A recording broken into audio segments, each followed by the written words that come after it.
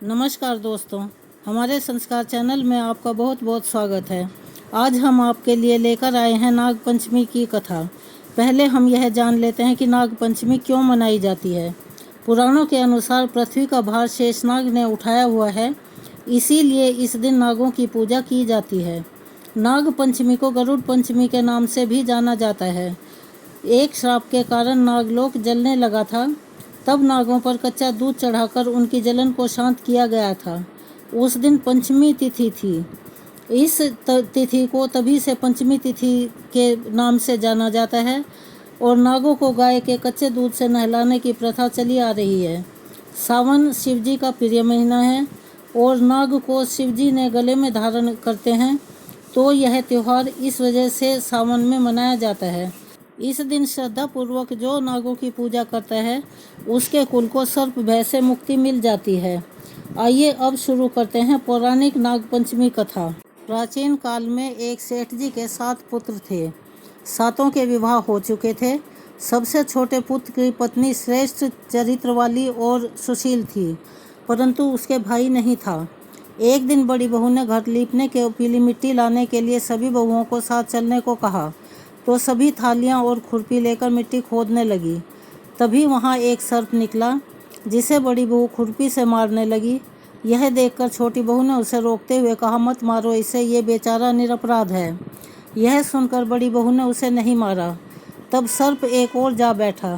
तब छोटी बहू ने उससे कहा, हम अभी लौट कर आते हैं, तुम यहाँ से मत जाना। यह कहकर वह सबके साथ मिट्टी लेकर घर चली गई और वहाँ कामकाज में फंसकर सर्प से जो वादा किया था वो भूल गई। उसे दूसरे दिन यह बात याद आई तो सबको साथ लेकर वहाँ पहुँची और सर्प को उस स्थान पर बैठा देखकर बोली, सर्प भैया नमस्कार। सर्प ने कहा, तू भैया कह चुकी है इसलिए मैं तुझे छोड़ देता हूँ, नहीं तो झूठी बात कहने के कारण मैं तुझे अभी डस लेता। वह बोली, भैया मुझसे भूल हो गई, उसकी क्षमा मांगती हूँ। तब सर्प बोला, अच्छा तू आज से मेरी बहन हुई और मैं तेरा भाई हुआ, तुझे जो मांगना हो मांग ले। वह बोली, भैया मेरा कोई भाई नहीं है, अच्छा हुआ जो तू मेरा भाई बन गया। कुछ दिन व्यतीत होने पर वह सर्प मनुष्य का रूप रखकर उसके घर आया और बोला कि मेरी बहन को भेज दो। सबने कहा कि इसके तो कोई भाई नहीं था, तो वह बोला, मैं दूर के रिश्ते में इसका भाई हूँ, बचपन में ही बाहर चला गया था। उसके विश्वास दिलाने पर घर के लोगों ने छोटी बहू को उसके साथ भेज दिया। उसने मार्ग में बताया कि मैं वही सर्प हूँ, इसलिए तू डरना नहीं और जहाँ चलने में कठिनाई हो वहाँ मेरी पूँछ पकड़ लेना। उसने कहे अनुसार ही किया और इस प्रकार वह उसके घर पहुँच गई। वहाँ उसके घर का धन ऐश्वर्य को देखकर वह चकित हो गई। एक दिन सर्प की माता ने उससे कहा, मैं एक काम से बाहर जा रही हूँ, तू अपने भाई को ठंडा दूध पिला देना। उसे यह बात ध्यान नहीं रही और उसने गर्म दूध पिला दिया, जिससे उसका मुंह बेतरह जल गया। यह देखकर सर्प की माता बहुत क्रोधित हुई, परंतु सर्प के समझाने पर शांत हो गई। तब सर्प ने कहा कि बहन को अब उसके घर भेज देना चाहिए। तब सर्प और उसके पिता ने उसे बहुत सा सोना चांदी जवाहरात वस्त्र आभूषण आदि देकर उसके घर पहुंचा दिया। इतना ढेर सारा धन देखकर बड़ी बहू ने कहा, भाई तो बड़ा धनवान है, तुझे तो उससे भी और भी धन लाना चाहिए था। सर्प ने यह वचन सुना तो सब वस्तुएं सोने की लाकर दे दी। यह देखकर बड़ी बहू ने कहा, इन्हें झाड़ने की झाड़ू भी तो सोने की होनी चाहिए। तब सर्प ने झाड़ू भी सोने की लाकर रख दी।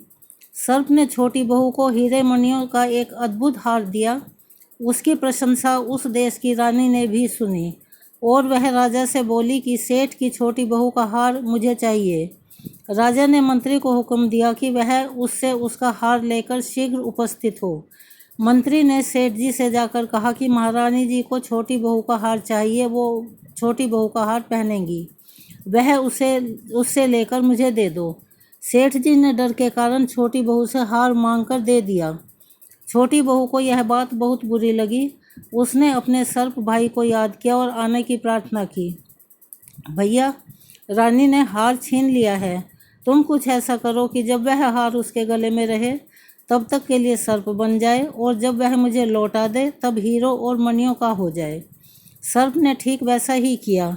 जैसे ही रानी ने हार पहना वैसे ही सर्प बन गया। यह देखकर रानी चीख पड़ी और रोने लगी। यह देखकर राजा ने सेठ के पास खबर भेजी कि छोटी बहू को तुरंत भेजो। सेठ जी डर गए कि राजा न जाने क्या करेगा। वे स्वयं छोटी बहू को साथ लेकर उपस्थित हुए। राजा ने छोटी बहू से पूछा, तूने क्या जादू किया है, मैं तुझे दंड दूंगा। छोटी बहू बोली, राजन, धृष्टता के लिए क्षमा कीजिए। यह हार ही ऐसा है कि मेरे गले में हीरो और मणियों का रहता है, दूसरे के गले में सर्प बन जाता है। यह सुनकर राजा ने वह सर्प बना हार उसे देकर कहा, अभी पहन कर दिखाओ। छोटी बहू ने जैसे ही वह पहना, वह हीरे और मणियों का हो गया। यह देखकर राजा को उसकी बात पर विश्वास हो गया और उसने प्रसन्न होकर उसे बहुत सी मुद्राएं भी पुरस्कार में दी। छोटी बहू अपने हार और इन मुद्राओं सहित घर लौट आई। उसके धन को देखकर बड़ी बहू ने ईर्ष्या के कारण उसके पति को सिखाया कि छोटी बहू के पास कहीं से धन आया है। यह सुनकर उसके पति ने अपनी पत्नी को बुलाकर कहा, ठीक ठीक बता कि यह धन तुझे कौन देता है। तब वह सर्प को याद करने लगी। तब उसी समय सर्प ने प्रकट होकर कहा, यदि मेरी धर्म बहन के आचरण पर संदेह जो कोई भी प्रकट करेगा, मैं उसे खा लूँगा। यह सुनकर छोटी बहू का पति बहुत प्रसन्न हुआ और उसने सर्प देवता का बड़ा सत्कार किया।